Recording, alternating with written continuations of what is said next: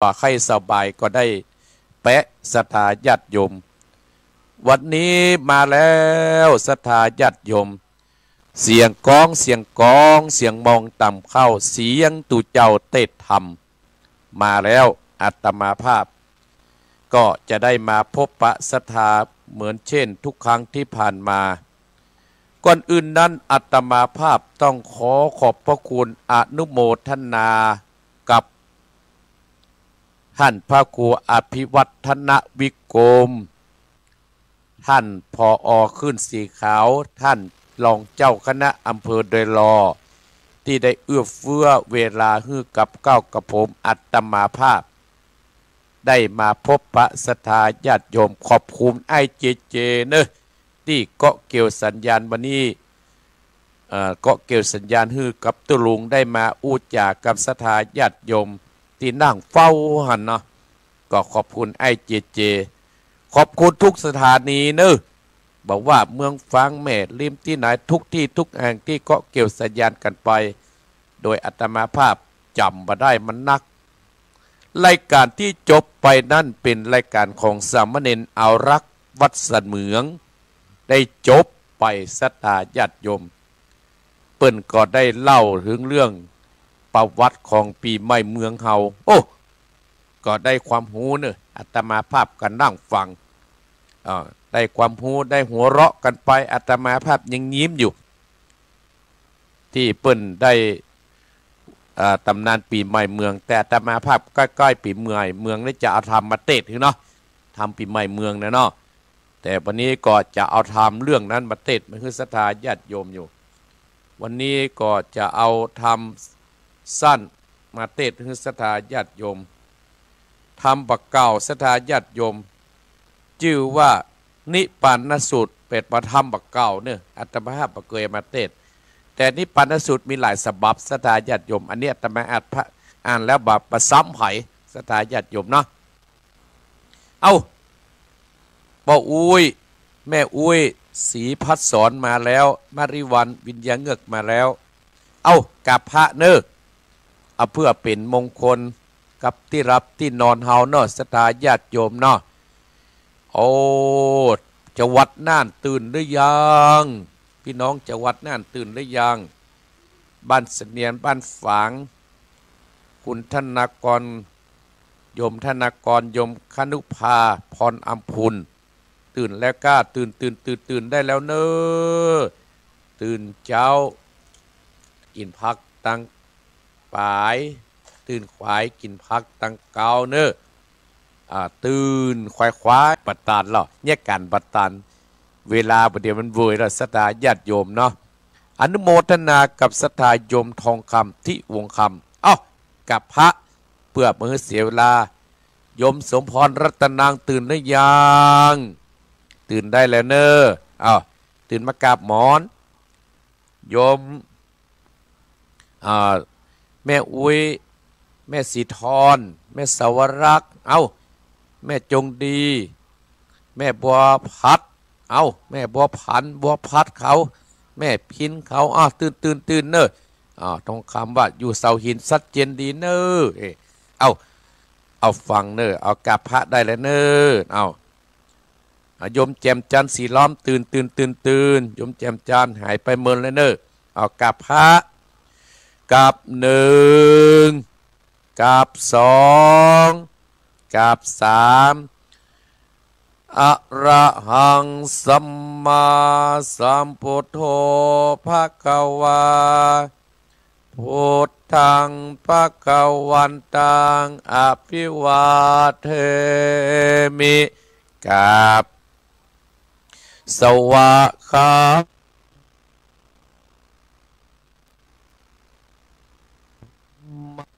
นะมัสสะสุปฏิปันโนภะคะวะโตสาวกสังโฆสังฆังนะมามิกราบนะโมตัสสะภะคะวะโตอะระหะโตสัมมาสัมพุทธัสสะนะโมตัสสะ ภะคะวะโตอะระหะโตสัมมาสัมพุทธัสสะนะโมตัสสะภะคะวะโตอะระหะโตสัมมาสัมพุทธัสสะพุทธังสรณังคัจฉามิธัมมังสรณังคัจฉามิสังฆังนังกัจจะเมตุติยัมปิพุทธังสรณังกัจจะเมตุติยัมปิธัมมังรนังกัจจะเมตุติยัมปิสังฆังสรณังกัจจะเมตติยัมปิพุทธังรนังกัจจะเมตติยัมปิธัมมังสรณังกัจจะเมตติยัมปิสังฆังรนังกัจจะเมอิติปิโสภะคะวะอะระหังสัมมาสัมพุทโธวิจจาจารณะสัมปันโนสุขโตเกเวโตอนุตตโตโพธิสัตตมัสสะตติสัตตาเทวมนุสสนังพุทโธขวัตติสวากาโตภะคะวัตตาธัมโมสันทิติโกกริโกเอหิปัจจิโกโอปันนายิโกปัจจัตตังเวทิตัพโพวินโยอิติสุปฏิปันโนภะคะวะโตสังวกสังโฆอุจจปฏิปันโนภะคะวะโตสัพวกสังโฆยายาปฏิปันโนภะคะวะโตมะกะสังโฆสะมิจิปฏิปันโนภะคะวะโตสัพวกสังโฆยะติตังจัตตะเตโพธิสัตหนิอัตตาปุติสะปุกขะตาเอสะภะคะวะโตสัพวกสังโฆอะหุนายโยหุนายโยตากิจนายโยอัญชเดกะละดิโยอนุตตรังบุญญาเกตังโลกัสสาติสาธุสาธุภะปัญญาปะดะมิสัมทิตัสสะโตภะปัญญาปะดะมีวัดแวดล้อมวิริยะปะดะมีอ้อมล้อมระวังดีศีลปะดะมีบางออกดาบเมตตาปะละมีปัปเปตังปืนตานะปะละมีเป็นปืนตังต่ออุเบกขาปะละมีก่อเป็นเวียงสัจจาละมีแวดละวังดีเป็นไม้เต้าคันติปัตตะมีกายเป็นออกดาบบังนะไม้และปืนไฟอาทิตฐานาปัตละมีปับปับไปจุแห่งแข่งแข่งแรงแรงปับหมู่บ้านปีสังไปเปทุกดาเปตะทอดานีอัศจรรย์เสือเหมือนปันอยู่กวางน้ำนาตีกวางต่อกวางแตกตีฟองนานองนานอเป็นเกาตอกดอกไม้มาปูจาพระแก่นไตสัตตันปะพุทธังเลยจุกมาไปโปรดจุงมาอนุญาตโพดผูกกาเตะดีแม่นางทอดดีออกมาดิดมอยผมอยู่ตีท่าจังลายขาดขะงาซับพ้นดินนะ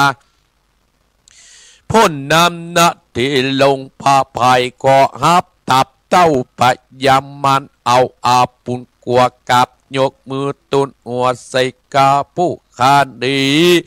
ชื่อว่าเป็นลูกศิษย์พระพุทธเจ้าตนมีบุญสมปันอันมากพระพุทธเจ้าจริงตั้งพระปัญญา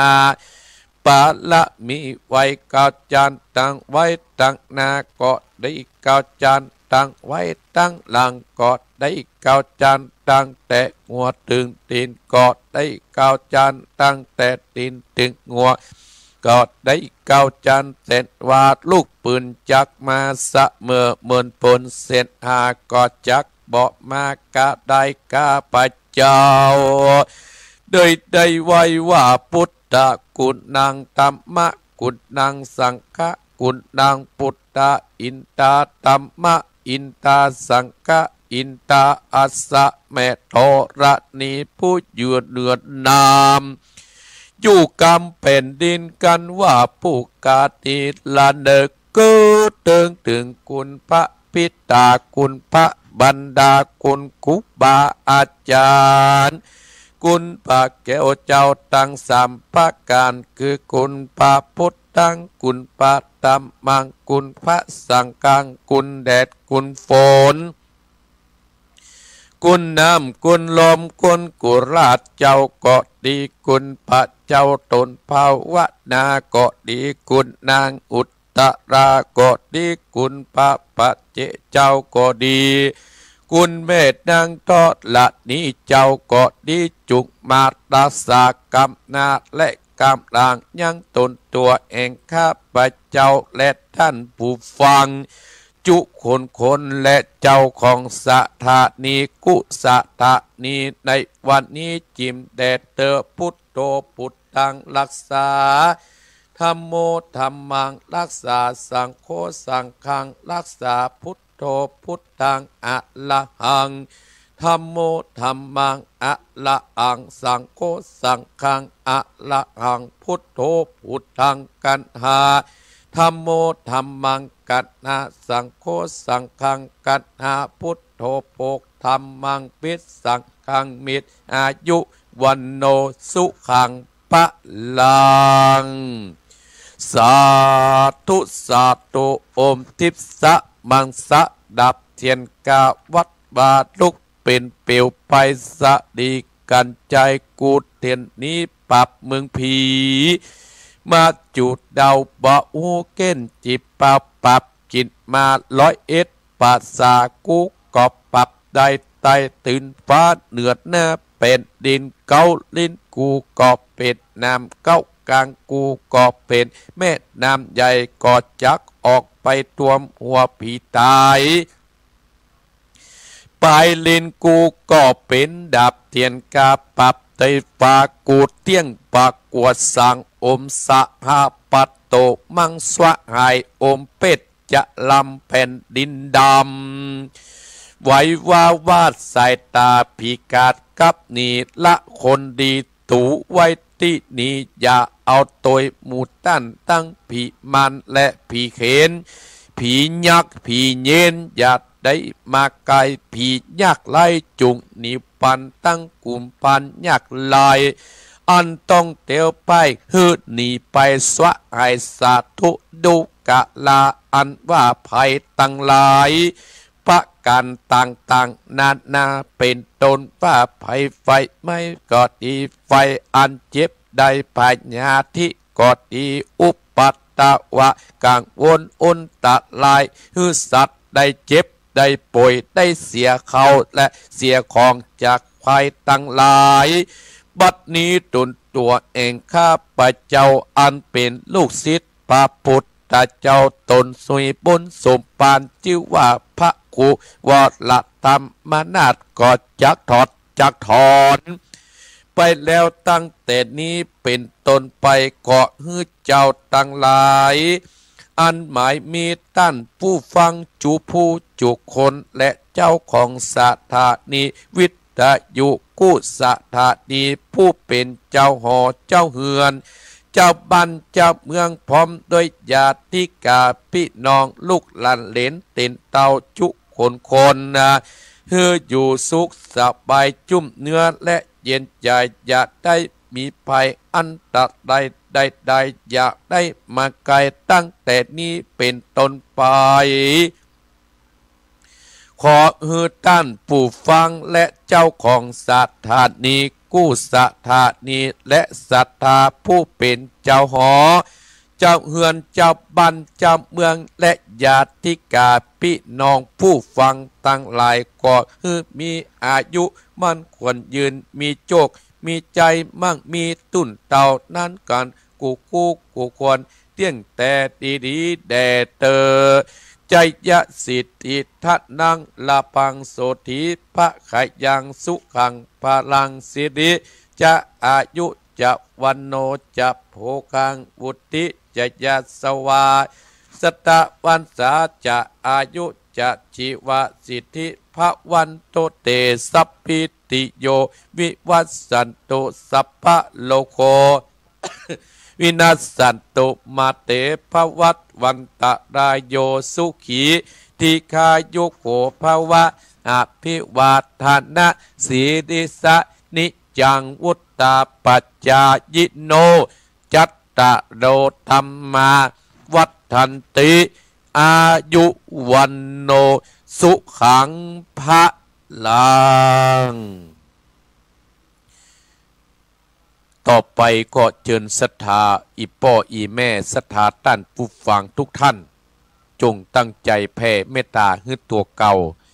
การแผ่เมตตาให้ตัวเก่านี่นะศรัทธาญาติโยมจะทำเฮานั่นมีกำลังพร้อมที่จะแผ่เมตตาให้ผู้อื่นต่อไปให้เฮานั่นมีความสุขความเจริญว่าตามเนออะหังสุขิโตโหมิขอให้ข้าพเจ้ามีความสุขอะหังนิทุกโขโหมิขอให้ข้าพเจ้าปราศจากความทุกข์อะหังอะเวโรโหมิขอให้ข้าพเจ้าปราศจากเวรและภัยอะหังอัปปยาปโชโหมิขอให้ข้าพเจ้าปราศจากอุปสรรคอันตรายทั้งปวงอะหังอะนิโกโหมิขอให้ข้าพเจ้าปราศจากความทุกข์กายและทุกข์ใจสุขีอัตตนังปริหะลามิขอให้ข้าพเจ้ามีความสุขกายและสุขใจรักษาตนให้รอดพ้นจากทุกภัยทั้งหมดทั้งสิ้นเถิดสัพเพสัตตาอันว่าสัตว์ทั้งหลายที่เป็นเพื่อนทุกข์เกิดแก่เจ็บตายด้วยกันทั้งหมดทั้งสิ้นอันว่าสัตว์ทั้งหลายทุกชาติทุกศาสนาทุกภาษาและทุกจำพวกที่อยู่ในทิศบูรพาก็ดีที่อยู่ในทิศปัจฉิมก็ดีที่อยู่ทิศอุดรก็ดีที่อยู่ทิศทักษิณก็ดีที่อยู่ทิศอัคคเนย์ก็ดีที่อยู่ทิศพยัพก็ดีที่อยู่ทิศอีสานก็ดีที่อยู่ทิศหรดีก็ดีที่อยู่ทิศเบื้องล่างก็ดีตั้งแต่โลกันตะมหานรกขึ้นมาก็ดีที่อยู่ทิศเบื้องบนตั้งแต่ภัคยพรหมลงไปก็ดีอเวราหุนตุจงเป็นสุขเถิดอย่าได้มีเวรต่อกันและกันเลยอัพพยาปชาอุนตุจงเป็นสุขเถิดอย่าได้พยาบาทและเบียดเบียนซึ่งกันและกันเลยอนีกาอุนตุจงเป็นสุขเถิดอย่าได้มีความทุกข์กายและทุกข์ใจเลยสุขีอัตตนังปฏิอารันตุจงมีความสุขกายและสุขใจรักษาตนให้รอดพ้นจากทุกข์ภัยทั้งหมดทั้งสิ้นเถิดท่านทั้งหลายที่ต้องทุกข์ขอให้พ้นจากทุกข์ท่านทั้งหลายที่ได้สุขแล้วขอให้ได้สุขยิ่งขึ้นไปด้วยเถิดข้าพเจ้าขออโหสิกรรมใดที่ตัวข้าพเจ้า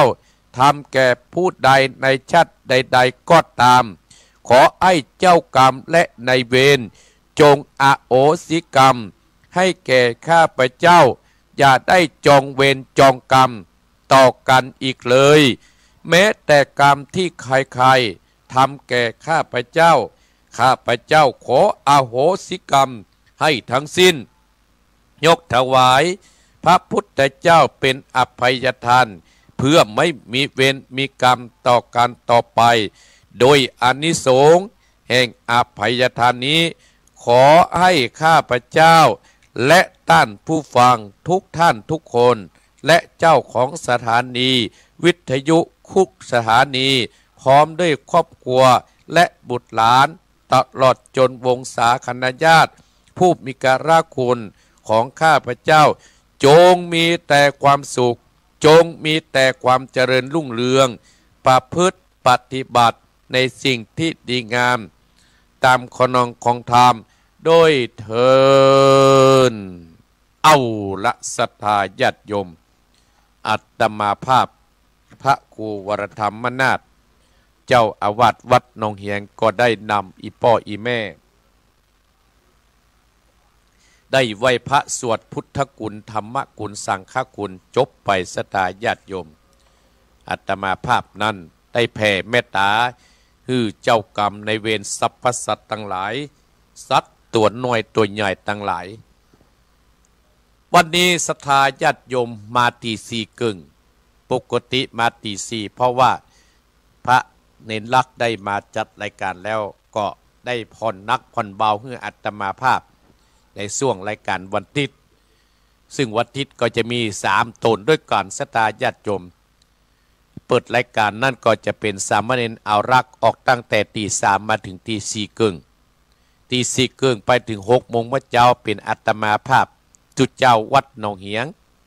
หลังจากนั้นก็จะเป็นอาจารย์วรรณชัยถึง7 โมงศรัทธาญาติโยมก็อนุโมทนากับแม่ชวนพิษแก่นนวลอยู่เมืองฝางโยมจันทาธรตันอยู่ห้วยทรายโยมบุญเรืองใช้เงินแม่นงรักพี่ทองจา10 นิ้วอาตมาภาพขอบคุณศรัทธาญาติโยมที่เป็นห่วงเป็นหามอาตมาภาพไปได้จัดรายการโทรมาถามศรัทธาญาติโยมก็เป็นเรื่องธรรมดาของสังขารของคนโยมพิษสมัยสีเทพธรรมรงข้ามาแล้วเนอะฟังอยู่ที่เชียงใหม่ก็เป็นห่วงอาตมาภาพก็ธรรมดาศรัทธาญาติโยมคนเฮานั่นหนีประโปนด้วยความเจ็บไข้เป็นเรื่องธรรมดาสังขารของคนเฮาศรัทธาญาติโยมสังขารของคนเฮาโอ้เสียงมาออกศรัทธาญาติโยมบางคนก็ว่ากินน้ำมะนาวอาตมาภาพกินมะนาวเสี่ยงเป็นต้น กินน้ำอุ่นเสี่ยงเป็นกระติกนะศรัทธาญาติโยมบางคนก็เอายามาฮื้อเนี่ยมันครั้งแรกก็คือเป็นเดินบ่ได้ศรัทธาญาติโยมมันแผ่ไปโอ้สังขารของคนเฮาจะพึ่งได้จ้าเนี่ยศรัทธาญาติโยมอาตมาภาพอายุ63 ปีศรัทธาญาติโยม63 ปีอาตมาภาพก็ไปจะเชื่ออย่างไปเลยเนาะแต่เชื่อด้วยพุทธคุณธรรมคุณสังฆคุณคุณครูบาอาจารย์เชื่อด้วยคุณงามความดีที่เราได้ทำไว้ศรัทธาญาติโยมขอบคุณโยมแจ่มจันทร์ขอบคุณโยมสมพรรัตนางขอบคุณแม่นงรัตน์พี่ทองจาขอบคุณแม่บัวพัดโอ้หลายคนขอบคุณศรัทธาญาติโยมทุกท่านทุกคนที่ได้สอบถามอาการว่าโอ้ทุกเจ้าประเดี๋ยวจัดรายการมาให้สบายกันนักเนอะท่านพระครูอาตมาภาพเป็นยัง เป็นยังนะดีแล้วศรัทธาญาติโยมจะว่าดี100%ก็บ่ดีเนอะศรัทธาญาติโยมมันเป็นเรื่องธรรมดาเราอีพ่ออีแม่มันเป็นเรื่องธรรมดาเหมือนกับรถเฮาในการเฮาประเดี๋ยวมันเป็นรถเก่าหรอกับรถใหม่ประเดี๋ยวเนี่ยกับรถประเดี๋ยวมันเป็นรถเก่าและศรัทธาญาติโยมก็มันเป็นรถเก่าที่เฮาบ่สามารถที่ว่าโบกหัวเครื่องถ้ามันสายไฟมันขาดเฮาก็ไปต่อสายไฟใหม่มันก็ดีขึ้นมาเอกะ น่าศรัทธาญาติโยมเนาะมันเป็นเรื่องธรรมดาที่เฮาจะต้องพบปะศรัทธาญาติโยมอาตมาภาพก็ได้ซ่อมแซมไปเป็นเรื่องธรรมดาอีพ่ออีแม่ซ่อมแซมไปซ่อมแซมดีมากับมาพบปะศรัทธาญาติโยมหมู่เฮาท่านทั้งหลายทุกท่านทุกคนศรัทธาญาติโยมก็เฮาซ่อมแซมมาแล้วมันก็ดีก็ขอบคุณศรัทธาที่ว่าเป็นห่วงเป็นอาทรที่ว่าโอ้เป็นยังได้พ่องก็ดีแล้วศรัทธาญาติโยมดีแล้วมาแล้วก็มาพบปะศรัทธาญาติโยมท่านพ่อครูว่าโอ้ปิดแต่ไปเทศธรรมนักกล้าท่านพ่อครูปัจจ้อยศรัทธาญาติโยมวันนั้นก็หัวข่วงเปิ้นแหนเปิ้นมานิมนต์เนาะก็ไปบ่ได้ศรัทธาญาติโยมไปได้แต่เทศธรรมบ่ได้ไปได้แต่เทศธรรมบ่ได้ศรัทธาญาติโยมก็เลยตัดไปแต่ว่ากับมาแหมตีนึงก็ไปบ่ได้ก็สมาอาภัยศรัทธาญาติโยมโยมชัยนันท์จีนพรหมโยมชัยวันแม่นงรักพิทองจาอนุโมทนาสาธุเนอะก็มาเป็นอย่างศรัทธาญาติโยมมาแล้วเป็น เรื่องของสังขารก่อนอื่นที่จะได้นำหลักธรรมมาอู้มาจ่าให้ศรัทธาญาติโยมอาตมาภาพก็ขอบคุณศรัทธาญาติโยมที่อยู่ลำปางเนอะโยมไอ้ยังบอกโหโทรมาหาอาตมาภาพตอนนั้นอาตมาภาพไปงานศพอยู่ศรัทธาญาติโยมว่าจะเอาลงทานมางานบวชภาคฤดูร้อนบวชภาคฤดูร้อนนั้นได้เน้นหมันนักยกไปวัดป่าลานไปบวชร่วมกับบวชสั่งลองไปเปาะพุทธเนตรศรัทธาญาติโยมไปว่าลงอาหารลงทานก็ขอยุติบ่เอาแล้วเนตรศรัทธาญาติโยมถ้าจะเอามาให้อาตมาภาพก็มาที่อาตมาภาพทำบุญที่อายุท่านอายุอาตมาดีกว่าเนาะเพราะว่าอาตมาภาพจะทำบุญเดือนเก้าเปงทำมาที่นี่แล้วเขาไปเอี่ยวงานจอมตองศรัทธาญาติโยมเพราะว่าอาตมาภาพ2 ปีจะต้องสืบชะตาและจะต้องทำบุญนักเพื่อจะได้อยู่กับศรัทธาอีพ่ออีแม่นะศรัทธาญาติโยมเนาะขอบคุณเนอะศรัทธาญาติโยมขอบคุณศรัทธาเจ้าภาพเก้าอี้ที่ซื้อเป็นของขวัญให้อาตมาภาพ22 ตัวเนอะหมดไปในพริบตาเดียวก็ขอบคุณศรัทธาญาติโยมโดยที่ได้ซื้อมาเป็นเจ้าภาพเก้าอี้ให้อาตมาภาพที่เอาไว้ต้อนรับทุกเจ้าเมื่อมีการมีงานเพราะวัดนี้เป็นวัดเจ้าคณะตำบลและศรัทธาญาติโยม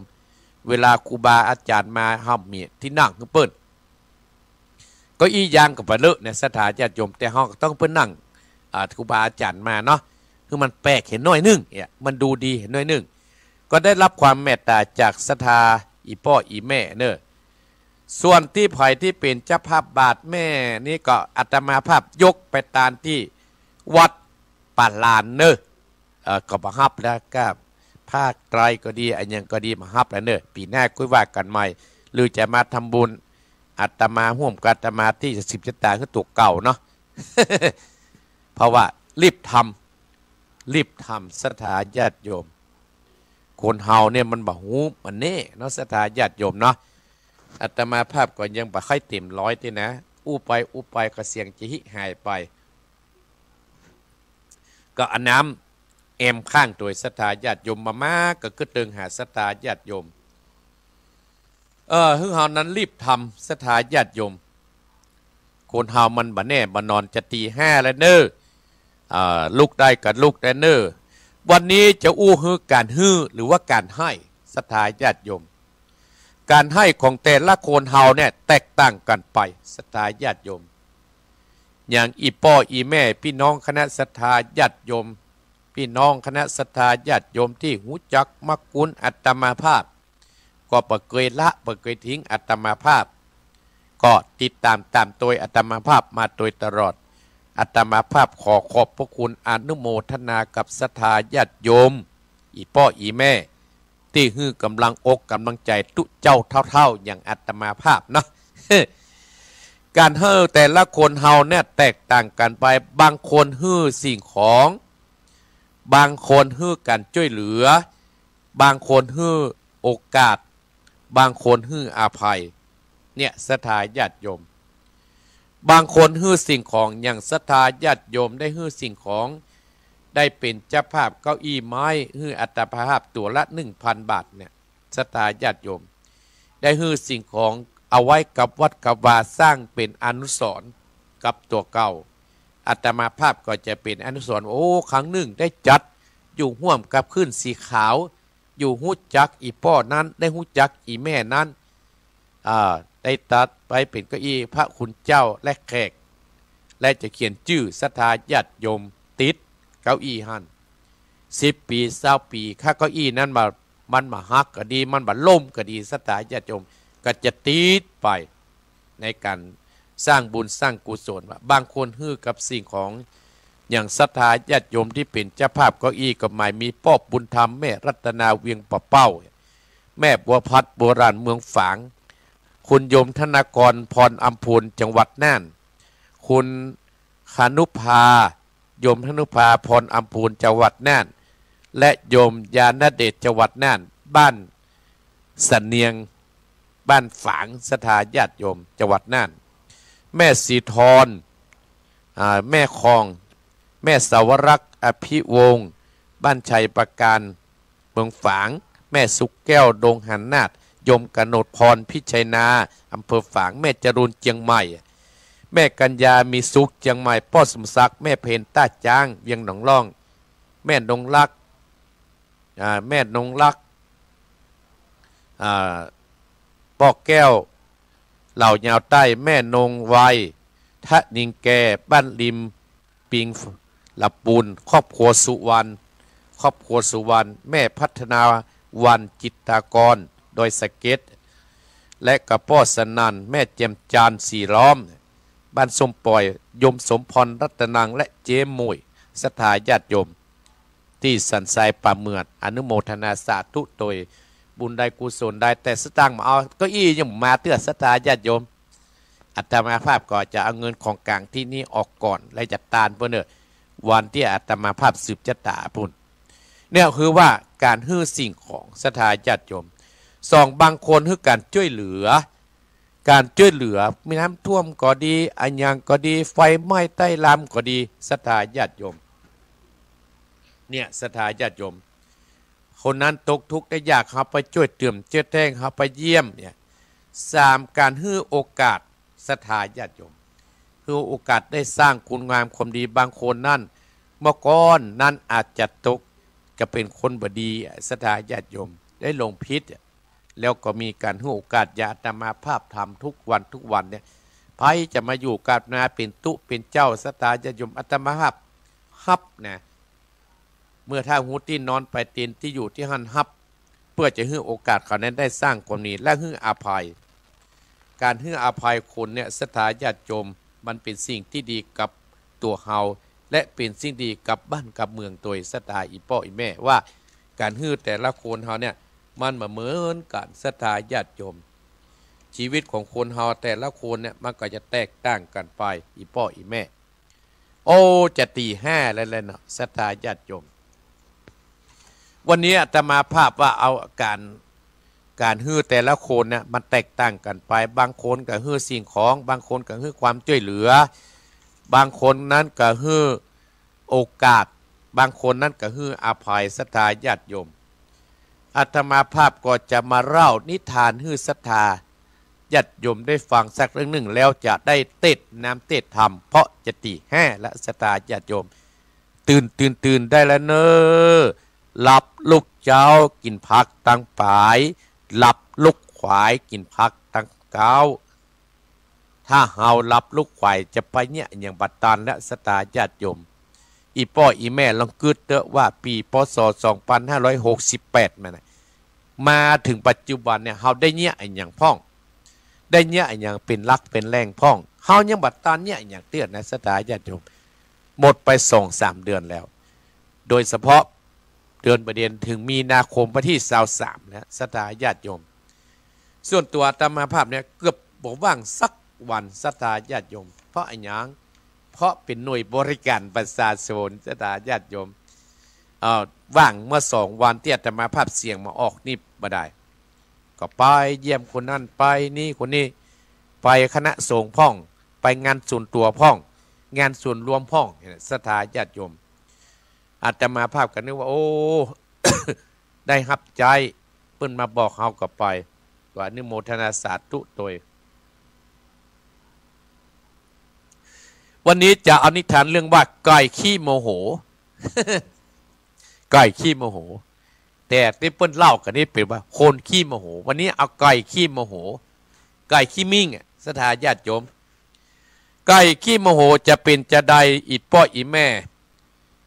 โยมรัตนาพรโยมรัตนาพรโยมสมพรฟังเนอโยมแจ่มจันทร์ฟังเนอแม่นงรักฟังโยมพิษสบายฟังเนอโยมชัยนานฟังเนอโยมธนากรกับฟังเนออันนี้ไก่ขี้โมโหแต่ปกติเพื่อจะเอาคนโมโหขี้โมโหมาอู้วันนี้เอาไก่ขี้โมโหไก่ขี้มิ่งถ้าเป็นภาษาเหนือเฮาความโมโหความโกรธเนี่ยสถาญาติโยมหรือความบ่พอใจย่อมสามารถเกิดขึ้นกับได้ทุกคนบ่ว่าสัตว์บ่ว่าคนสถาญาติโยมแม้กระทั่งสัตว์เดรัจฉานก็ยังมีความขี้โมโหความบ่พอใจเกิดขึ้นโยมคำป้อ สุขแจ่มละมาท่านตะวันมาแล้วความโมโหความพอใจดังแต่อาตมาภาพจะนำมาเล่าให้ศรัทธาญาติโยมฟังเล่าให้ฟังมีสามเณรตัวหนึ่งศรัทธาญาติโยมสามเณรตัวนี้จะอยู่วัดหน่อยมหูเนอะศรัทธาญาติโยมจะอยู่วัดหนองเฮียงกาจะอยู่วัดเหล่ายาวกามหูเนอะ สามเณรตัวนี้อาศัยเส้นทางเนี่ยจะไปบิณฑบาตไปโปรดญาติโยมตึงวันเป็นประจำเนี่ยศรัทธาญาติโยมใจเส้นทางเนี่ยบิณฑบาตโดยตลอดบางวันก็ได้เต็มบาตรบางวันก็บ่ได้ศรัทธาญาติโยมบางวันก็พอสอนบางวันก็ได้สอนมื้อเดียวก็หมดแล้วศรัทธาญาติโยมเส้นทางที่สามเณรน้อยตัวเนี้ยจะเดินผ่านเนี่ยก็จะเดินผ่านบ้านหลังหนึ่งก็จะมีไก่ปูตัวหนึ่งมีรูปร่างเถอะทะอุ้ยแอตุ้ยสถาเลี้ยงดีคุยเคียกินตามภาษาไก่แล้ววันหนึ่งก็มันมีอย่างเกิดขึ้นแล้วก็มีวันหนึ่งสามเณรเนี่ยเตียวกำลังเดินอุ้มบัตรมาเจ้าไก่อันตพานตัวเนี่ยบัดทราบว่าจะผูกเจ็บใจกับสามเณรจัดใดมาก็บอกหูศรัทธาญาติโยมสามเณรน้อยตัวเนี้ยเดินผ่านหน้าบ้านไปไก่ตัวนี้ไก่แอบวิ่งตัวก้นมาตามมาติดศรัทธาญาติโยมตามมาว่าวันนี้ขอเตะก้นเนนน้อยสักกำมันไส้มาเหมือนแล้วไก่นี่ก็กึดเหมือนโคนแล้วเนี่ย ศรัทธาญาติโยมเสียงไอ้อย่างตามหลังเข้ามาสามเน้นน้อยกันเลยพอโอ้นี่ไก่มันตัวก้นทำไมเลยก็หันหลังไปไก่นั่นก็ยุดเสยศรัทธาญาติโยมทั้งหลายแต่พอดีสามเณรหันไปไก่กระทำแต่มหูปชี้แต่พอสามเณรเตียวไปก็โดดตะก้นเหมาะศรัทธาญาติโยมก็ได้ยินก็เกิดความสงสัยอีก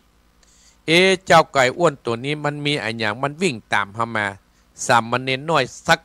ใจละศรัทธาญาติโยมเพราะว่าเจ้าไก่นั้นมายืนอยู่ห่างๆบักไก่นักตะใดส่วนเจ้าไก่ก็ยุดทำเป็นคุยเคียหากินเฉยๆเมื่อสามเณรน้อยหูตัวพอเหมือนมามีอะไรอย่างเกิดขึ้นพอว่าสามเณรเตียวไปบัคิดอะไรอย่างแล้วเกิดขึ้นสัพพันนั้นเจ้าไก่อันตพันก็วิ่งมาเตะดิดก้นสามเณรนั้นดังปั๊บเอาศรัทธาญาติโยมทั้งหลายกับเสียงให้หัวสะใจกระตักดีอกดีใจว่าได้เตะก้นสามเณรน้อยนี้ศรัทธาญาติโยมดีนะมันมาเตะก้นตุลูกนะมาเตะสามเณรน้อยเนาะอะไรวะนะสามเณรน้อยนั่นก็ว่าไอ้ไก่บ้า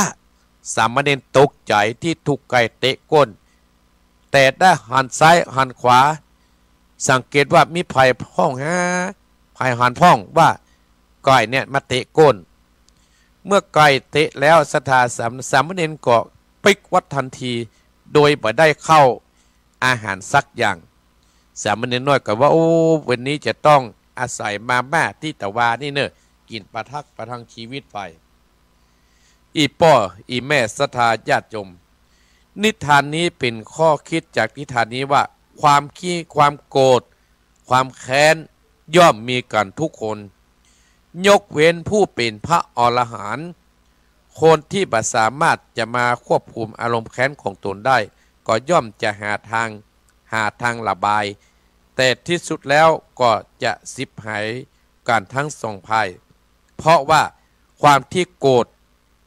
ความเมื่อได้แก้แค้นแล้วก็จะต้องอีกฝ่ายหนึ่งจะต้องแก้แค้นคืนแหมเนี่ยศรัทธาญาติโยมเนี่ยที่ฐานเพิ่นบอกว่าความโกรธความแค้นย่อมมีกันทุกคนยกเว้นเป็นพระอรหันต์เท่านั้นยกเว้นพระพุทธเจ้าศรัทธาญาติโยมคนที่สามารถควบคุมอารมณ์แค้นของตนได้ก็ย่อมจะหาทางระบายคนที่ไม่สามารถที่จะควบคุมอารมณ์แค้นน่ะย่อมจะหาทางระบายในที่สุดแล้วความสิบหายก็เกิดขึ้นถึงสองฝ่ายเพราะว่าอีกฝ่ายหนึ่งจะต้องตามแก้แค้นต่อไปศรัทธาญาติโยมอาตมาภาพเนี่ยนำเรื่องนี้มาเล่าให้ศรัทธาญาติโยมได้สดับรับฟังอีพ่ออีแม่ตี5 นาทีแล้วศรัทธาญาติโยมเนี่ยตี5 นาทีแล้ว อาตมาภาพยังบ่เปิดสายเนอะบ่เปิดสายเตื้อเพราะว่าอาตมาภาพจะเตะทำจะเปิดสายท้ายรายการให้อีพ่ออีแม่ก่อนเนาะถ้าว่าอาตมาภาพเปิดสายบอกเบอร์แล้วอีพ่ออีแม่ก็โทรมาเนอะขอบคุณศรัทธาที่โทรมาวันซื้อเนี่ยโทรเข้าเบอร์ส่วนตัวนะที่ว่าจะเอาลงทานว่าอีพ่อโยมพี่ที่เนี่ยก็เอามาพุกก็ได้9 เป่งศรัทธาญาติโยมตรงกับวันที่10 มิถุนาพุ่นงานนี้มันมีซอมันมีการละเล่นเนื้อศรัทธาญาติโยมเขาจะเอาบุญแต่2 ปีนี่จะเอาบุญแต่นะศรัทธาญาติโยมอายุนักแล้วจะพยายามสร้างคุณงามความดีไว้มากกว่าเก่าก็ขอบคุณศรัทธาที่คือการสนับสนุนอาตมาโยมแม่เดือนเพนเข้ามาแล้วเนอะนี่แหละโยมเจ๊หลายอยู่ห่างดงแม่กาขอบคุณเนอะขอฮือกาขายแม่นขายมาเนอะโยมเจ๊หลายก็งานมีวันที่10เนอะมาฮับสังฆทานเหมือนกู้ค้างเนอะไม่ได้บังคับนะแต่บอกคือโยมบอกบุญคือเนอะเอาละสตาญาติโยมอาตมาภาพจะเตะทำเนอะแม่สิธรแม่สาวรักษ์ตื่นแล้วกันเนาะโยมสมพรตื่นแล้วเนาะรัตนังเกมโมยเนาะศรัทธาญาติโยมอาตมาภาพจะเตะน้ำเตะทำแล้วเนอะวันนี้อาธรรมนิพพานสูตรแบบกระเป๋าแต่มันเป็นธรรมบักเก่านะศรัทธาญาติโยมแต่มันมาเหมือนเป็นของทวีขึ้นแก้วพิมพ์นะพิมพ์เมื่อพศ2525ศรัทธาญาติโยมอาตมาภาพได้ไปหยิบมาเทศนาให้ศรัทธาญาติโยมจะเป็นจะได้นั่นก็ตั้งอกตั้งใจไว้ทำเนอะไม่มีโฆษณานะศรัทธาญาติโยมเอาตั้งอกตั้งใจฟังธรรมเนอะ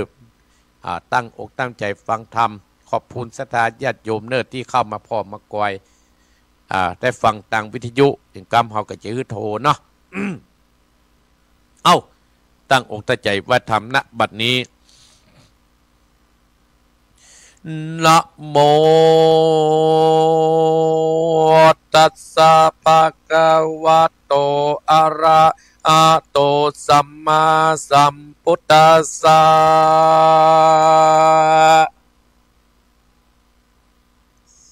เอวะเมสุตังเอกังสะมะยังปะกะวะสะวัตติยังเวอาดัตติเจตวะเนอนัตตะปินติกัสสะอารามเมสัตตะโวตุดาสะโพธิสัตตังหลายอิตังสุตังอันว่าสุดอันนี้ชื่อว่านิพพานะสุดอันมาอันนันตาเต็นเจ้าสำแดงแก่ปามาอากาสปะเต็นเจ้าเมื่อสังกยาตามอวดติวัดนั้นเอกังสัมมะยังนางเมกะลักขับ1 ปาพุทธเจ้าสำราญนาในป่าเจตวันนาอาลามอันเป็นอาลามเองในอนาตาปินทิกัสสะวันนันพุทธเจ้าก็มาจาโดยเจ้าปีกุตั้งหลายดังนี้ภิกขเวปุญญังนะมากัตตปังตะนังนะมาทัตตปังสิลังนะมาลาคิตตปังเมตตากรุณามุติตาอุเบกขานามาปะเวตปังภิกขเวทุลาภิกขุตั้งหลายปุญญังนามาอันชื่อว่าปุณนี้มีปัญญาเปิงกัดตำแต่ชื่อว่ากันตันมีปัญญาเปิงตันแต่ชื่อว่าสิทธินิและมีปัญญาเปิงอักษาอันว่าเมตตากรุณาโมทิตาอุเบกขาผู้มีปัญญาจำเริญเมตตาเป้าวัดนาภิกขเวทุลาภิกขุทั้งหลาย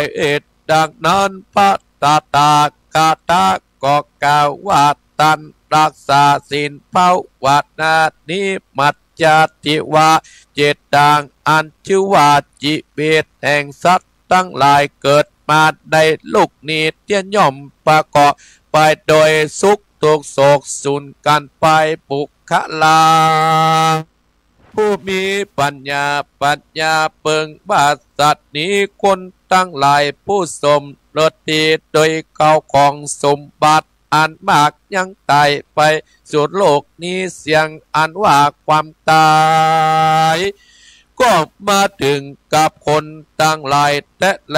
ปากการหนึ่งอันว่าชีวิตแห่งสัตว์ตั้งหลายปล่อยจักขึ้นมาอันเป็นหนุ่มก็บอดใดเทียนย่อมมัจจุราชขับไปสู่ที่จะกายนิสัยก็มิแลแม้นว่าพระพุทธเจ้าพระปัจเจกพุทธเจ้าอละอันตากะสาวกเจ้าผู้หาโทษบอดใดอย่างนิพพานไปแล้วอินทพรหมยมมาราชตั้งหลายจังมาเทียบบอดใดยังตายไปแลเต้าปัญญาผู้ประกอบด้วยเศษนาสีจำพวกกอดีพามบัคณาบอดีเศรษฐีผู้มีเข้าของมากกอดีก็ยังคาตายจากเงินคำเสียงแลปิว่าจักเอาเงินเอาคำมาแลกเอาตนตัวไว้ดังอันแม้นว่า10 เต้า20 เต้า10,000 เต้า100,000 เต้าดังอันเขาพูดนั้นจากแลกเอาตนตัวไว้ได้จังเอาเข้าของอันละไต่ไว้ประการหนึ่งบุคคลาผู้ใดจักกฎหมายยังย้ำวันจันตนจักไต่บอกมีไปอุใดเต้าแอบพระพุทธเจ้าปเจกาพุทธเจ้าอละอันตาสะวกเต้าสิ่งเดียวตัสสะมาเอ็ดดังอันนักปัจเจ้าผู้มีปัญญาจึงได้สละข้าวของเป็นตานจากได้ตนนั้นตนไปนาเกิดหน้าทุกบอดใดด้วยเจตจะอานิสงส์แห่งศีล5 ศีล8ภิกขเวทุลาภิกขุตั้งหลายทุกขตาจักมาเปรียบเทียบสู่ท่านตั้งหลายยังมีเมืองหนึ่งสุขเกษมยิ่งนางเป็นที่อยู่แห่งนักปราชญ์มวลมีสาสุกีเที่ยงเต้าอันนาเต้าและไต่เต้าว่าอุนตังที่จักกฎหมายไปสู่ที่สัตว์ได้อยู่อาศัยเป็นตนว่าราชสีมานายเสือโคงเสือเหลืองส่งขยังข้างกายเป็นแลดจางมีปีปาดเนี่ยนายตำตั้งหลายมากนาบุคคลนั้นก็เลี้ยงไปโดยนางจึงไปรอดติดนอนไปนั้นเข้ากองอันใดไปกินกับอุนตังกับตนกับตัวจริงผ่านป่าอันไกลนั่นเถอะเมืองประเสริฐดับเสียงอันจะดาปะยาทิทุกอาภัยญานั่นก็มีอันว่าเจ้าข้าวของเงินคำเอาไปกับตนนั้นก็คือรักษาศีลฟังตามเมตตาภาวนาอากุลแก้วตั้ง3ที่พึ่งที่แลบุคคลาผู้ใดเอาแก้วตั้ง3เป็นที่พึ่งดังอันแม่นว่าไปในป่าอันยืนยาว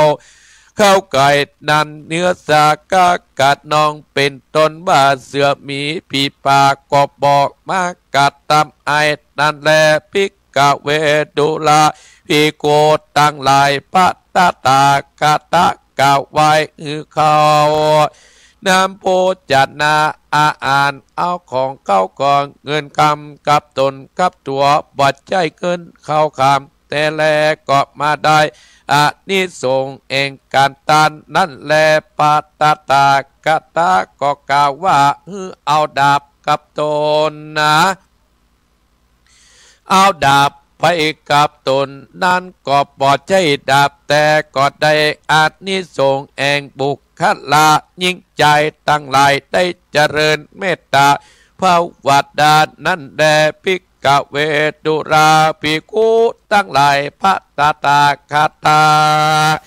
ก็ว่าขี่ม้าอาจจะในคำป่าไปนักปอดใจมาอาจจะในแต่กอบมาได้แก่อานิสงส์ของสัตตายิ่งใจตั้งหลายได้รักษาศีลภาวนานั้นและดายาตาโลบุคลากัสมิงกาเตประกาศหนึ่งคนมีอยู่3จำพวกหนึ่งนั่นก็ตันสิ่งเดียวรักษาและฟังตามจำพวกหนึ่งเต้าว่ารักษาสิ่งอย่างเดียวบ่ได้ตันฟังตามจำพวกหนึ่งก็ตันรักษาศีลและศีล8แต่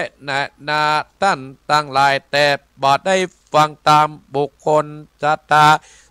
จำพวกนี้พูดได้จากไปหลอดนิพพานนั่นจะอุปมาเหมือนดังพ่อใจคนหนึ่งมีเข้าของมากนักพ้อยกำลังบอดได้ใจพูดนั้นมีกำลังมากนักก็เข้าของบอดได้ใจคนหนึ่งมีเข้าของมากนักมีกำลังก็มากนักพ้อยมีตาสองข้างบอดแจ้งจำพวกนี้บ่อาจจะข้ามป่าอันยืนก้าวไกลนักได้โดยประกันสันใดบุคคลาผู้ใดเต้าตันอย่างเดียวก็บ่รักษาศีลดังอานาเกิดมาเมื่อนาก็มีข้าวของมากนาก็มีแต่รูปอันปังลายอาเตจะกำลังสั่งบอดใดก็ศีลบอดใดก็บ่อาจจักเอาตนคำโอกาสสงการพ่ำเป็นดังใจผู้มีข้าวของมากนักปล่อยกำลังบอดใดแลคนผู้ใดรักษาศีลอย่างเดียวบ่ตันเกิดมาเท่านั้นก็มีรูปอันงามกำลังก็มากนักเท่าว่าเข้าของบอดใดแม้นว่าจักคำป่าที่ไก่ดันใจคนพูดใดตันรักศีลสาอย่างเดียวบ่ได้สำดับได้ฟังธรรมเทศนาดังอันกันว่าเกิดมาเมื่อนาก็มีเข้าของมากนักเต้าปัญญาบอดใดปกติว่าอาจจากหูแจ้งตามอุปมาเหมือนดังพอใจตั้งกล่าวมานี้ปล่อยมีตาสองข้างบทสาแต่แลบุคลาจะจังได้ผาสุขความสุขหยุดได้ฟ้าเมืองนิพพานก็บาตันรักษาศีลจันเดตโตมเฮพระขวันตานิพพานาสุตังทะเรตาตันตังลาผู้ฟังตั้งสาตานิวิทโยขึ้นสีกาวจุงตารงจำชื่อว่าธรรมนิพพานนาเจิดดวงประเสริฐปะเพื่อเกิดสัตตาปัตตับสติปัญญาอุดรและปฏิบัติตามธรรมก็จะมีพลากรรมไปนาเป็นอุนตังไปสู่จันปานิลาปันบอดจาเด็ดนาเต้าเตะดันเป็นว่าปุกกลายิ่งใจผู้ใดมีปัตตาสัตตะยินดีกุญแก้วตั้ง3ยินดีได้ตามนิพพานนาเจิดดวงประเสริฐตามคัตตากุลผู้ใหญ่น้อยตั้งหลายข้าวดอกไม้ลำเตียนข้าวน้ำโพจัดดาอ่านหยัดน้ำตันไปหาผู้ไปหลอดไปถึงพ่อแม่ญาติกาพี่น้องก็อันตายไปสู่โลกไปนา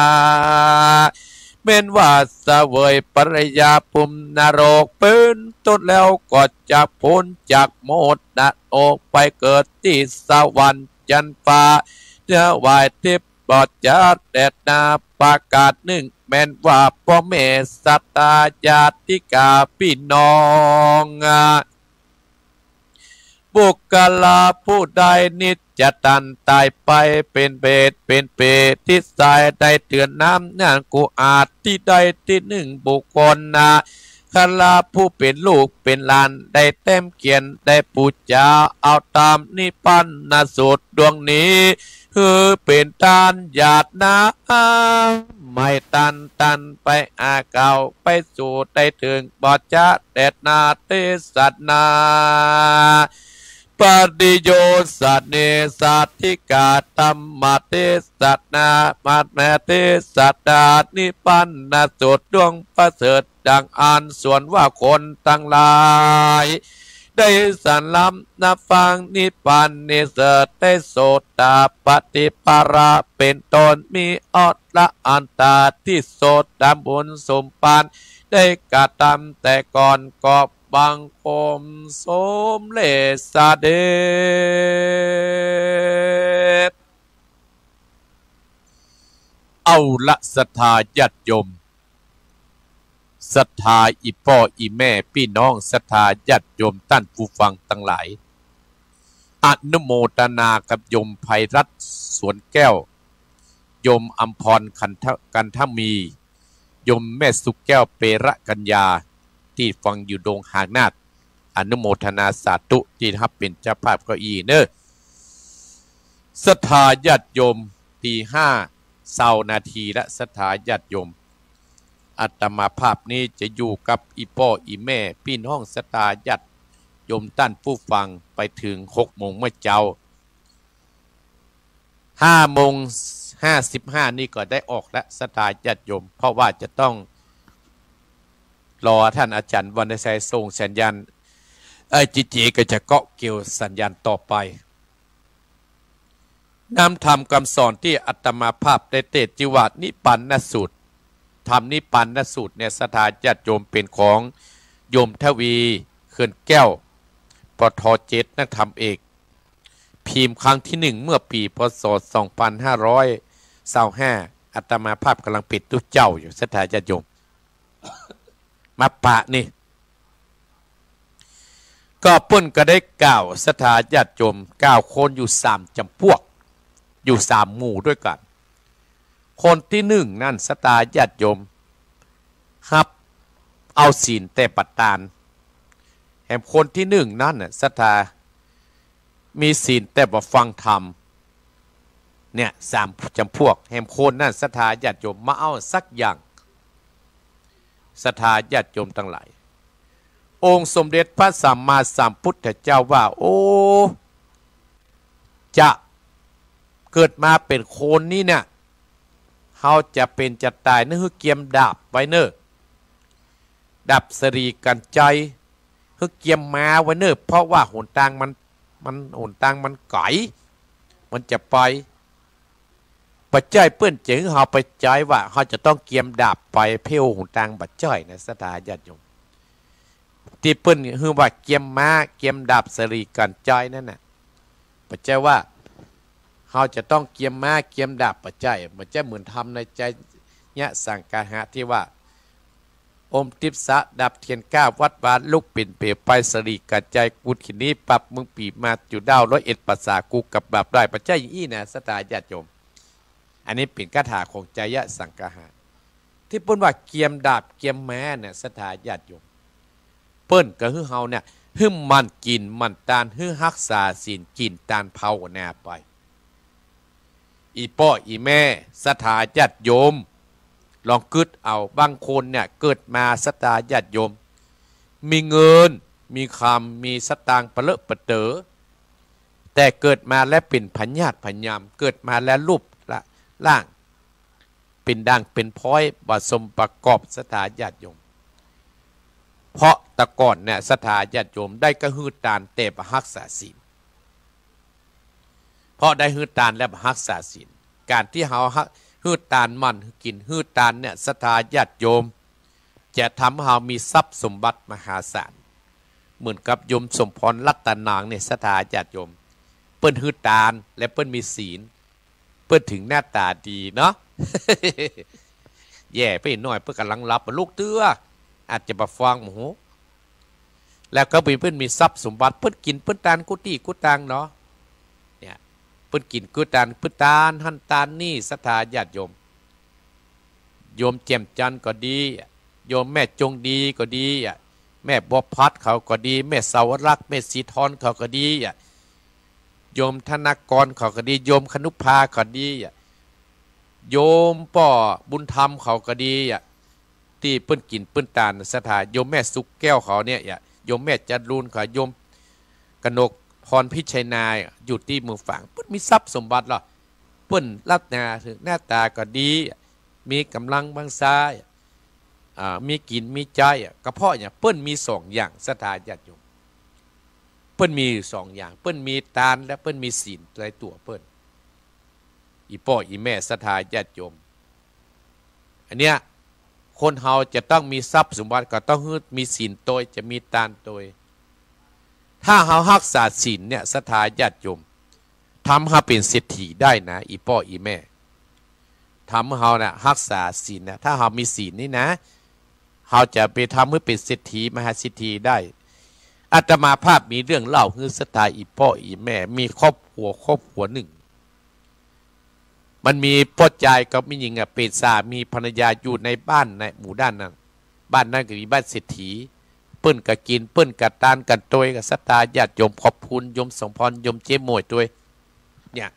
โยมเจ๊มวยเนี่ยเปิ้นก็ตานเนี่ยเปิ้นมีศีลไปไหนเปิ้นกินเปิ้นตานเปิ้นมาละหลอดศรัทธาญาติโยมปัจจัยวัดตานก็วัดหนองเหียนที่พวัดตานทั่วไปศรัทธาญาติโยมโยมกนกพรน่ะพิชัยนาเปิ้นก็ตานกุฏิกุตังโอ้เปิ้นตานกินเปิ้นเลยมีทรัพย์สมบัติเปิ้นเลยมีครอบครัวที่อบอุ่นศรัทธาญาติโยมโอ้ถึงว่าคนที่มีศีลเนี่ยทำให้เป็นคนมั่งมีสีสุขได้อาตมาภาพมีเรื่องเล่าคือศรัทธาฟังเรื่องหนึ่งศรัทธาญาติโยม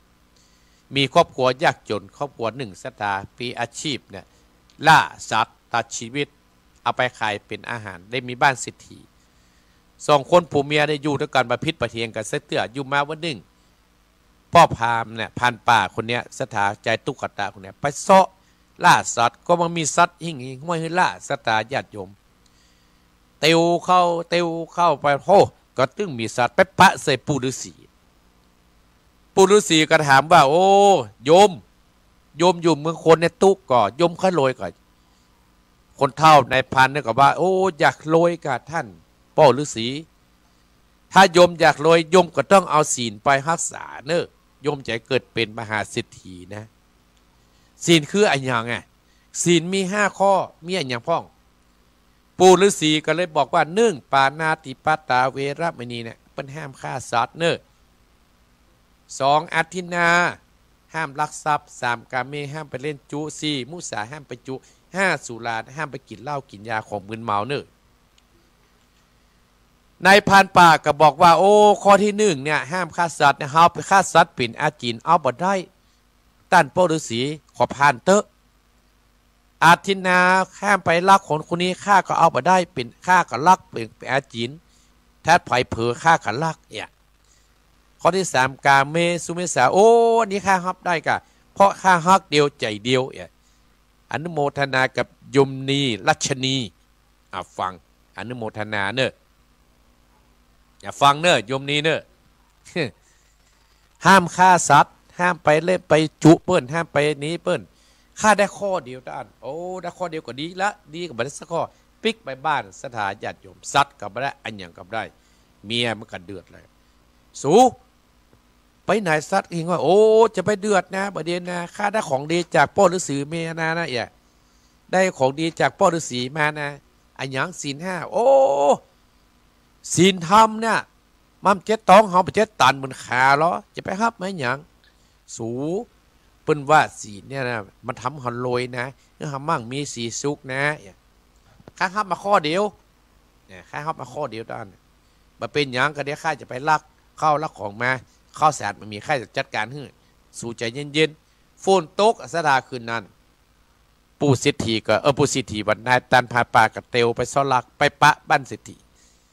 ย่องขึ้นไปก็เป็นดีเนี่ยคนรับเนาะฝนมันตกอย่างเงี้ย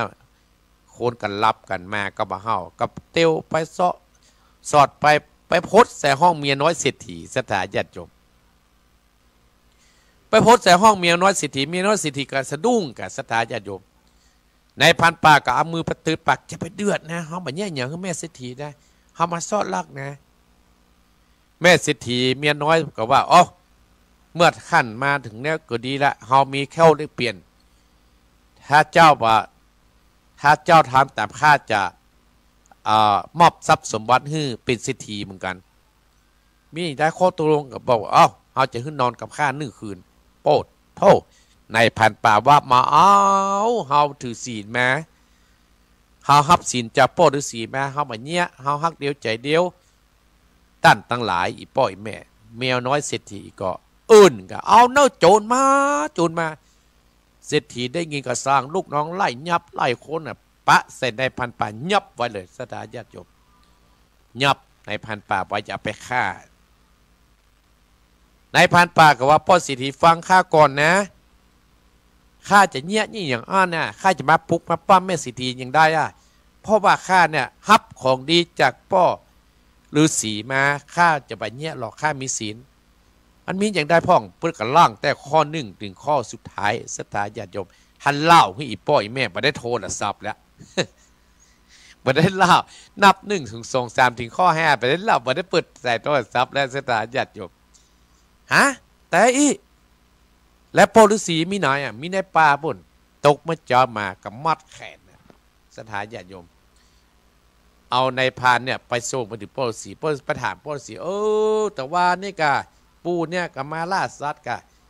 ถามว่าอยากรวยกว่าเขากับมอบศีล5 ข้อแต่มันฮับได้ข้อเดียวได้ข้อที่3พ่อเศรษฐีเขาอยู่กับเมียเขาจุเขาล่อเนี่ยศรัทธาญาติโยมเศรษฐีได้สติขึ้นมาปิกมาบ้านศรัทธาญาติโยมไล่เมียน้อยออกจากบ้านจากจองศรัทธาญาติโยมมอบทรัพย์สมบัติให้กับในพันป่าให้เป็นคนใจในพันป่าก็เลยไปฮับเมียเป็นมาอยู่ก็เลยได้เป็นเศรษฐีในพริบตาเดียวเพราะถือศีลข้อเดียวเนี่ยศรัทธาญาติโยมเนื้ออีพ่ออีแม่เนี่ยเพิ่นมันก็มีตั้งแต่ในธรรมมาแล้วเนี่ยศรัทธาญาติโยมคนที่ฮือตาเนี่ยจะมีทรัพย์สมบัตินักเป็นมหาศาลมีหน้าตาดีเหมือนศรัทธาญาติโยมที่อัตภาพว่าอันอีพ่ออีแม่คนเพิ่นงามเพิ่นมีเงินมีทองตัว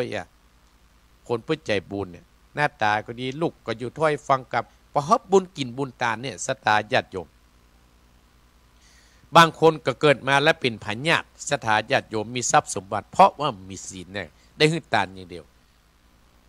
และด้านจิตใจเฮาภาวนาศรัทธาญาติโยมเนี่ยเพราะฉะนั้นเฮามีศีลเนี่ยเฮาก็จะเป็นข้าวห่อในเสบียงไปในวันหน้ามีดาบก็คือมีศีลมีการต้านเนี่ยเป็นเอาเพลอุดดางเฮาก็จะขึ้นสวรรค์จันฟ้าหมื่นธรรมเพิ่นว่าศรัทธาญาติโยม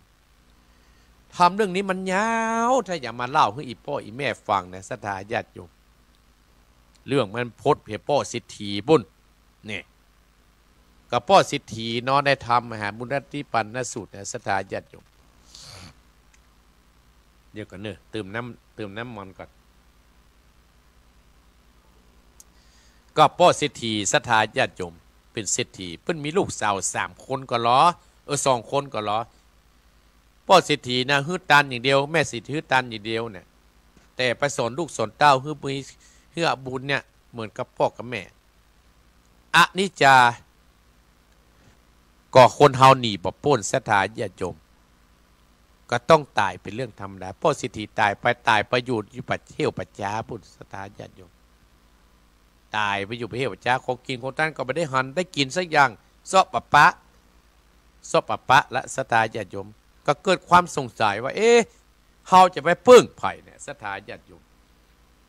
พ่อเศรษฐีแม่เศรษฐีที่ตายไปก็เลยไปจะไปพึ่งลูกของเปิ้นที่อยู่เมืองคนกันก็เลยไปเข้ากำฝันลูกสาว2 คนนางนางอีที่ตายไปเข้ากำฝันนางนางอีกำลังรับสบายสะดุ้งตกใจกับมาอีปี้น้องเปิ้นฝันให้อีพ่อเนี่ยน้องเปิ้นกับฝันให้อีแม่นะศรัทธาญาติโยมกำฝันเนี่ยมันก็เลยมาถึงปัจจุบันเนี่ยศรัทธาญาติโยม การฝันเนี่ยมาถึงปัจจุบันเนี่ยฝันหาคนนั้นฝันหาคนนี้ก็เกิดจากผู้เศรษฐีกับแม่เศรษฐีกับนางนางอีเนี่ยสตาญาติโยมอีพ่ออีแม่เพิ่นว่าตายไปแล้วเพิ่นมาได้รับของกินของทานที่เพิ่นทานไปน่ะเพิ่นใจเฮาไปถามพระพุทธเจ้าเนี่ยพายจะแน่เต้าพระพุทธเจ้าเฮาสตาญาติโยมถามเรื่องนี้กับพระอานนท์อู้กับพระมหากัสสปะเหรอที่ทำในที่อาตมาภาพติดเพิ่นสังคยธรรมเพิ่นสอนเพิ่นอู้กันเพิ่นสอนกันเพิ่นบอกกันสตาญาติโยมสองนาแจ้งเจ้ามา2 คนพี่น้องก็เก็บดอกไม้เพราะ2 คนพี่น้องเพิ่นฮักกันเจื้อกำพ่อเจื้อกำแม่สตาญาติโยมเพิ่นก็กินกันแต่ประถามพระพุทธเจ้าก็2 คนพี่น้องก็เล่าให้เพิ่นฟังเนี่ยพุทธเจ้าหาหูด้วยเหตุด้วยญาณเพิ่นแล้วก็เลยบอกว่าโอ้พ่อของสู่เจ้าเมื่อเกิดมาเป็นคนนะฮือตานอย่างเดียวสู่เจ้าใครคือพ่อคือแม่สู่เจ้าเขาเนี่ยพ้นจากเมืองหมดนรกนี่ก็คือได้พบของกินของตาคือสู่เจ้าเขาเนี่ยเอาธรรมมาต้านเห็นเลยเนี่ยการต้านธรรมถึงมาถึงปัจจุบันเนี่ยสถาพ่อแม่เขาตายเขาก็นิมนต์ทุกเจ้าไปเทศเนี่ยสถาญาติโยมนางนางอีกับปากับพระจ้างบัณฑิตนักปราชญ์สถาญาติโยมเพิ่นว่าคบบัณฑิตนักปราชญ์นั้นดีเอาทำนะไปไว้วัดไว้บ้านแค่ว่าจะไปฮื้อเพิ่นทุกเจ้าเทศประดาสถาญาติโยมโดยอานิสงส์แห่งตันจะไปตามธรรมนะนำพ่อเศรษฐีแม่เศรษฐีนะเกิดนำพ่อเศรษฐีเกิดปิดเทวบุตรนำแม่เศรษฐีเกิดปิดเทวดาไปเกิดติ่มเทวดาบนสถาญาติโยมพ่อแม่เศรษฐีได้เกิดเป็นเทวบุตรเทวดาก็เลยมาบอกลูกคุณตาว่าโอ้อีพ่ออีแม่ได้กินของตาแน่เน้ออีพ่ออีแม่นั้นเกิดเป็นเทวบุตรเทวดาละศรัทธาญาติโยมพ่อแม่เนี่ยตายเพราะยังเป็นห่วงลูกอย่างนั้นขณะเกิดเป็นเทพบุตรเทวดาถ้าเป็นคนเมืองคนเขาถ้ามาเป็นห่วงพ่อแม่มาเป็นห่วงลูกมันจะมีที่ไหนศรัทธาญาติเนี่ยเพราะฉะนั้นพ่อแม่เนี่ยเป็นห่วงลูกของเต้าศรัทธาขอให้ลูกของเต้าเนี่ยตั้งอกตั้งใจฟังคำพ่อกับแม่เมื่อยังมีชีวิตอย่างโยมสมพรรัตนังโยมเจมโมโยมแจ่มจันทร์เขาได้เพิ่นฟังคำพ่อกับแม่หรอโยมแม่สีทรค่ะโยมแม่สาวรักษ์เขาเนี่ยโยมแม่บัวพัดโยมแม่จุงดีเพิ่นฟังกับพ่อกับแม่กับครูบาอาจารย์หรอโยมพิชัยนาขยะเพิ่นฟังกับพ่อกับแม่หรอโยมธนากรโยมคนุภาเมืองน่านค่ะเพิ่นฟังหรอศรัทธาญาติโยมเนี่ยเพิ่นกินเพิ่นตานเฮาก็ไปกินประตานเฮาจัดตานแล้วจะบ่ฮื้อได้เดือดร้อนตัวเก่าถ้าตานเดือดร้อนตัวเก่ามันบ่ได้บุญศรัทธาญาติโยมไปตานแข่งเปิ้นมันก็จะบ่ได้บุญศรัทธาญาติโยมตานแล้วเฮาเดือดร้อนเนี่ยศรัทธาญาติโยมทำเรื่องนี้นะเพิ่นเอาไปตานแล้วกับพ่อแม่เพิ่นก็เกิดโอ้2 คนพี่น้องเนี่ยศรัทธาญาติโยมกลัวบ่ได้ปะพระพุทธเจ้าก็เลยปุจจาไว้กลัวท้าย2 คนน่ะก็ได้ไปเกิดเป็นที่ดีเกิดเป็นเทพบุตรเทวดาหมดศรัทธาญาติโยมกับคนบางคนน่ะบากินบัตตานศรัทธาญาติโยมก็ได้รับทุกเวทนาเหมือนทำมหาวิบากกันลูกก็มีล้อมีทรัพย์สมบัติมาได้ในทำมหาวิบากเศรษฐีฮะน่ะลูกก็มีล้อมีก็เงินก็ทองคนจะกินก็มาได้จะต้านก็กลัวมันมดก็เนี่ยเพิ่งก็เลย เป็นวิบากกรรมของคนเนี่ยศรัทธาญาติโยมเพราะฉะนั้นอาตมาภาพก็เลยอนุโมทนากับศรัทธาญาติโยมที่เคยกินเคยทานที่เคยอยู่เคยร่วมทุกข์ร่วมสุขกันมาศรัทธาญาติโยมร่วมสุขกันมาอย่างอาตมาภาพก็ขอบพระคุณอาตมาภาพเรื่องบวชภาคฤดูร้อนนี่ยกไปวัดปราณไปบวชเป็นช่างรองไปแล้วเนอะศรัทธาญาติโยมจะได้คิดตนหัววัดปราณเพิ่นบวชช่างรองเพิ่นเป็นมุ้ยน้องตายเนี่ยคนที่สมัครที่อาตมาภาพก็ยกเลิกไปก่อนปีหน้าก็ว่ากันได้ตู้เจ้า3 ตนได้เนร1 ตนมันพอบวชศรัทธาญาติโยมเนาะอย่าไปเปาะพุ่นเนี่ยใครจะไปบวชก็ไปที่วัดปราณพุ่นไปเปาะพุ่นเนาะและขอบคุณโยมที่อยู่ลำปางที่โทรหาอาตมาภาพถ้าฟังอยู่เนาะจะเอาเข้าลงทานมาพุ่นวันที่อายุอาตมาครบ63บริบูรณ์ก็ได้เนอะโทรมาหาอาตมาเอาเบอร์ที่โทรมาวันนั้นน่ะโทรมาหลังจากหลังนี้แล้วอนุโมทนากับโยมโสภาโยมสุนีกองบุญท่านพระครูบาติกาพรชัยโสรโต อยู่ปุ่นสงขลาพุ่นศรัทธาญาติโยมโยมสุนีกองบุญอนุโมทนาเนี่ยฟังเนาะเนี่ยศรัทธาญาติโยมอาตมาภาพขอบคุณศรัทธาเจ้าภาพเจ้าศรัทธาที่กินตานกัตมาภาพโดยเก้าอี้ตัวละ 1,000 บาทก็มีพ่อปุณธรรมแม่รัตนาพรเวียงปะเป้าแม่บัวพัดบุญดันอำเภอฝางโยมธนากรพรอัมพุนจังหวัดน่านโยมคนุภาพรอัมพุนจังหวัดน่านโยมยานเดชพรอัมพุนจังหวัดน่าน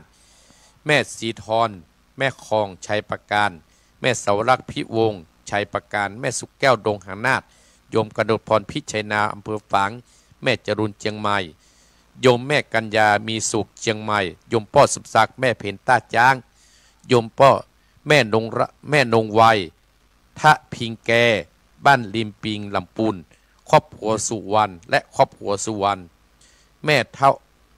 ฮะวันจิตรกรดอยสะเก็ดพ่อสุริยาแม่นงรักเหล่ายาวพ่อสนันแม่แจ่มจันทร์ส้มปล่อยสันปะตองยมสมพรรัตนางปาเมือดเจ๊มวยเจ๊มวยกัดแม่แก้ดน้อยอนุโมทนาและโยมแอมคนหนึ่งอาตมาภาพจำมาได้สตาญาติโยมกรรมอาจจะมาให้จะไปค้นหนังสือตัวนั้นมาก็อนุโมทนาสาธุตัวนอสตาญาติโยมเร็วพอนาฬิกาก็5:40และสตาญาติโยมเอ้าใครจะโทรก็โทรเข้ามาที่0828857225เสาะปากกาก่อนเนอะสตาญาติโยมเนาะใครจะโทรก็โทรเนอะ0828857225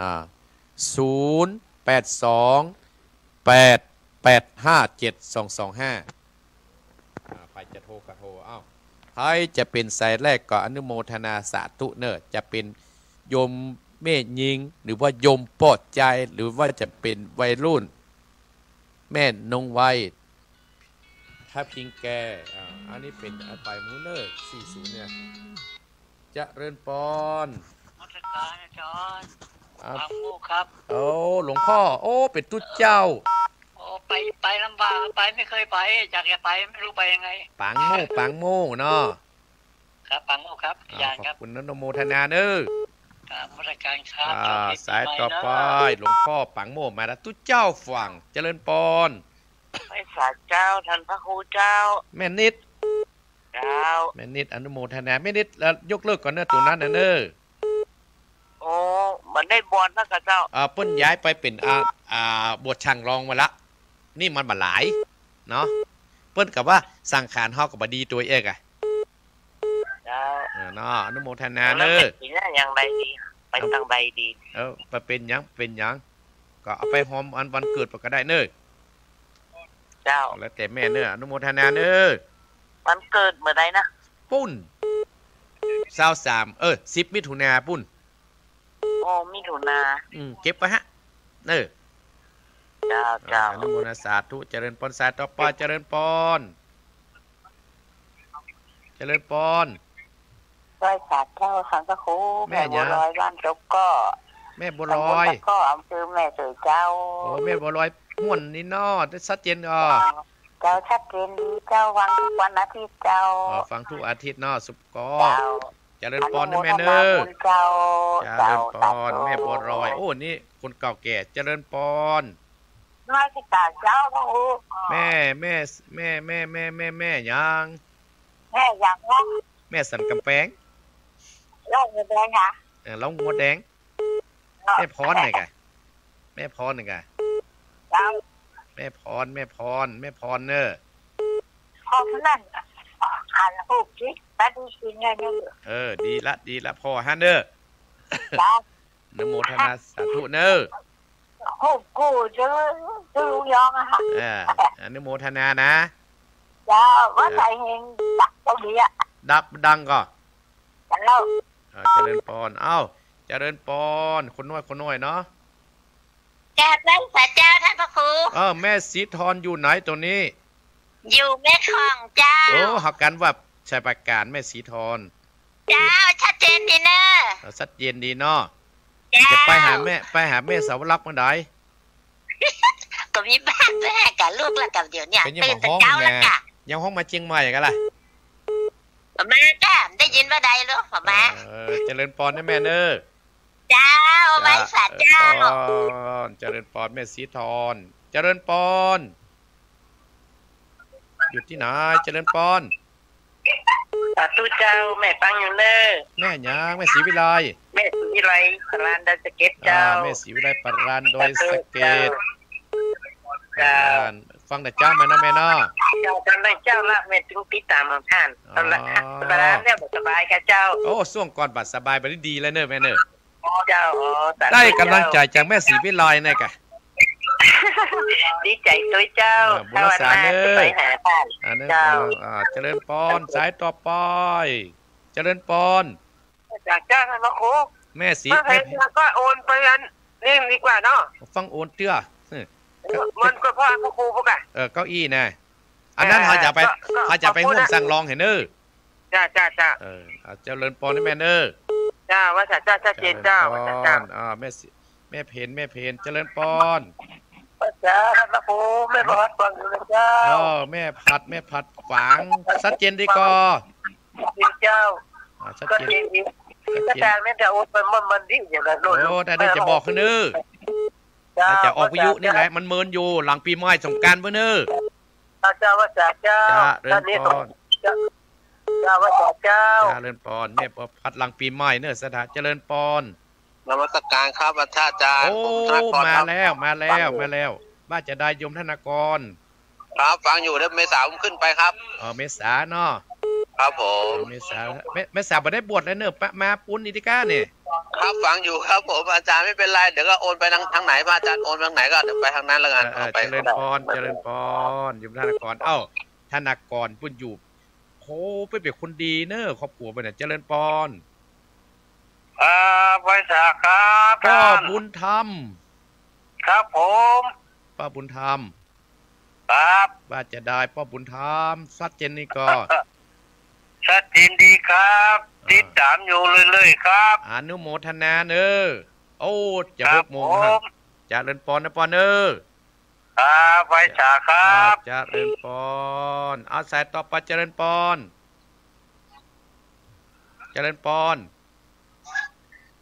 ไปฉาครับท่านอันนี้ป้อนแหนนยัง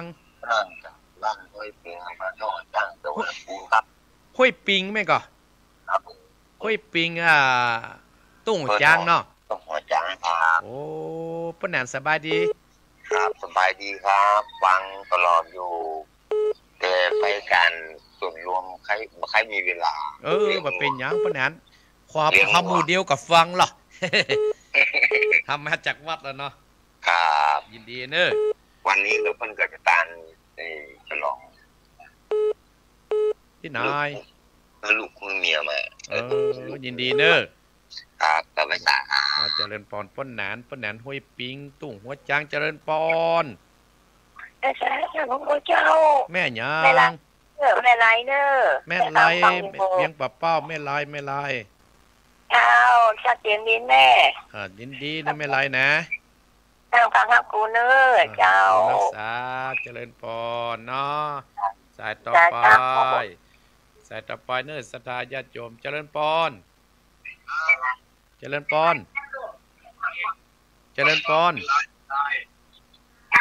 มาฟังต่างหากเอาใหม่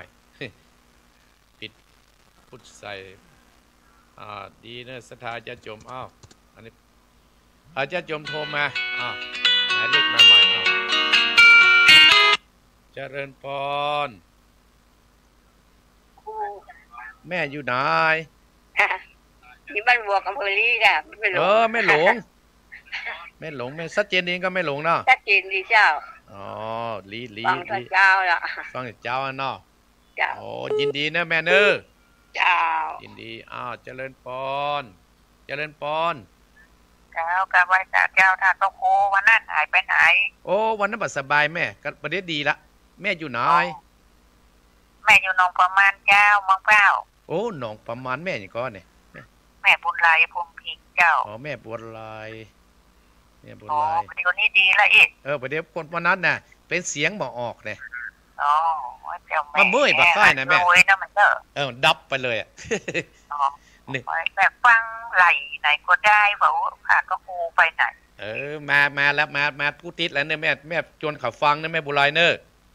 เจ้าแม่ บุญรักษา ไป แม่ จ้า เนอร์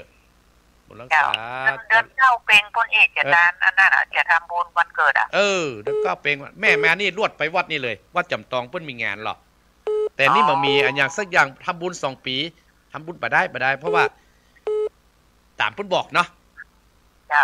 เจริญพรนะแม่เนอร์เ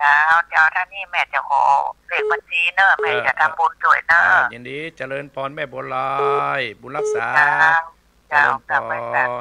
แม่บัวลอยอำเภอเป้าเจริญพร ไม่ค่ะเจ้าแม่พังอยู่เนอะ แม่ยังแม่อันสมฤทธิ์เจ้าจังหวัดน่านเจ้าโอ้แม่สมฤทธิ์มาแล้วจังหวัดน่านแม่สมฤทธิ์บ้านไหนยังแม่สมฤทธิ์อยู่บ้านยัง